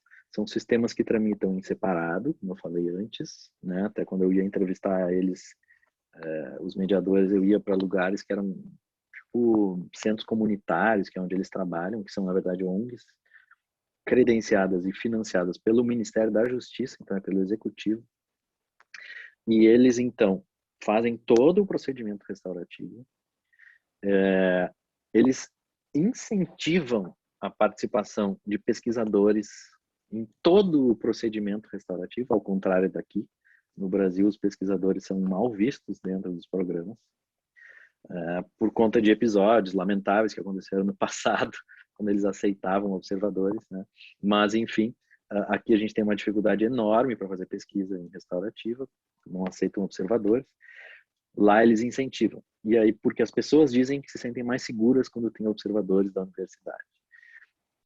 E, ao mesmo tempo, que tramita em separado, né? Então, a gente tem o processo restaurativo tramitando junto com o processo penal. Quando o processo restaurativo é encerrado, um relatório sucinto, sem entrar em detalhes, é enviado para o processo e acontece aquilo que eu falei, né? A autoridade judiciária é obrigada a mencionar o acordo na sentença e tem a autonomia, né, a discricionariedade para decidir o que fazer com aquilo, né, qual o impacto que vai gerar na sentença judicial. É um modelo que eu mais acho mais interessante, justamente por conta dessa ausência de obrigação de extinção da ação penal, que por um lado seria ótimo, né, desde uma perspectiva abolicionista, por exemplo, seria ótimo encerrar os processos, mas por outro, como a gente não pode mais pensar desde a perspectiva réu-cêntrica, a gente tem que pensar com a vítima no centro, a gente tem que colocar as necessidades das vítimas em primeiro lugar. E aí é que eu entro, pego a experiência da Bélgica para pensar que essa deve ser uma consequência ponderada no processo. Nada impede, por exemplo, que a própria vítima manifeste esse desejo no acordo restaurativo e que isso conste do relatório, porque a autoridade judiciária não é obrigada a seguir o desejo da vítima, evidentemente, né? Porque também, se fosse o contrário, também não daria, né? Então, esse modelo belga, esse caso português e o caso argentino, nos indicam que o mais interessante é montar um modelo que vai ter uma autonomia, que vai ter a sua linguagem, seu modo próprio de funcionamento, mas que necessariamente precisa ter uma conexão com o sistema penal. Ele precisa produzir impacto no processo, porque, como eu falei antes, né, aquilo que foi um achado comum lá da pesquisa de restaurativa e crimes corporativos, as pessoas querem falar, mas ao mesmo tempo elas querem ser ouvidas com atenção e com respeito. E quando isso se reflete na decisão judicial, elas entendem que a decisão judicial também respeitou a posição delas. Ao mesmo tempo que isso também explica o porquê de muitos programas de justiça restaurativa serem tão bem avaliados, né? Porque as pessoas, como eu disse antes, às vezes saem sem acordo, mas dizem, estou satisfeito, porque eu fui ouvido, porque me deram atenção, porque me levaram a sério, porque não me pisotearam mais um pouco, né? Então, tudo isso leva a crer que a conexão com o sistema penal é bem importante e quanto mais impacto tiver, talvez mais interessante seja justamente na busca desse modelo. Sempre vai ser um modelo ideal, nunca vai ser um modelo perfeito, né? De construção dessa conexão, né? De como institucionalizar a justiça restaurativa de modo que ela produza impacto no sistema penal, mas que ela não seja uma presa do sistema penal e não aumente o sistema penal. É a pergunta de $1 milhão, né? Antes de terminar, eu queria deixar aqui para vocês o link do canal Justiça Restaurativa Crítica. Quem se interessar, é só acessar, nos acompanhar lá. A gente faz uma série de lives, posta material, conteúdo. É só nos acompanhar que tá tudo lá. Essas discussões a gente costuma fazer por lá também. Excelente. Muito obrigado, professor Daniel Achuti, por trazer com tanta clareza informações novas para orientar um pouco das nossas reflexões aqui. Me parece que um dos pontos dos pressupostos que foram trazidos aqui é o reconhecimento. A sucessão do professor Habermas pelo professor Ronen na Faculdade de Filosofia da Universidade de Frankfurt, deixou essa marca no pensamento alemão e foi se espalhando pela Europa. A importância do reconhecimento, a busca do reconhecimento. Aqui nós tivemos hoje, nessa noite fria no Rio Grande do Sul, uma oportunidade de reconhecimento de um pesquisador especialista no âmbito de pesquisa novo e inovador no Ocidente e que reconhece práticas em outros países. Me parece que às vezes a universidade, ao não conhecer as práticas, tenta inventar a roda, Daniel. E esse é um caso que não é preciso inventar a roda. Já tem outras práticas que podem servir de referência para nós, e a autoridade universitária está em conhecer o que existe e propor, né? Já que a proposição não pode ser muito ampla, né? Nós temos o limite das nossas capacidades, e propor respostas, então, nesses contextos. Nós, da Escola de Direito da PUC, nos sentimos muito felizes de ver o teu engajamento prático em conhecer esses processos em outros países e torcemos que tenha um bom êxito esse projeto que está sendo elaborado e já ficamos aqui muito interessados em saber o avanço desse trabalho. Acredito que o professor Nereu pensa da mesma forma, nós queremos ver quando tiver um resultado desse trabalho, já fica o convite aqui para nós conhecermos melhor quando for possível, então, for levado ao parlamento, talvez um projeto de lei. Muito obrigado. Eu que agradeço, Marcelo, mais uma vez, pela receptividade. Sempre uma alegria estar aqui contigo, professor Nereu, e tantos outros amigos e amigas de diversos locais, diversos grupos tão diferentes, né? E que eu também queria parabenizar vocês pela organização desse seminário. Eu vou sempre acompanhar aqui as falas dos próximos, assim como acompanhei a do Salar, e dizer para vocês de novo, né, sempre uma alegria estar com vocês, e fico também à disposição de todo mundo aí que tiver interesse em pesquisar, discutir esse tema, estou sempre à disposição. Muito obrigado e boa noite a todos. Obrigado, professor Daniel, obrigado aos presentes aqui. Digo que esse encontro vai ficar gravado e está sendo alimentado um canal que foi criado, então, para armazenar os nossos encontros. Esse é o segundo encontro. O canal no YouTube, basta seguir lá, que é o canal do Seminário de Teses e Dissertações do Programa de Ciências Criminais da PUC. Desejo uma boa noite a todos, bons estudos, e nos vemos no próximo encontro.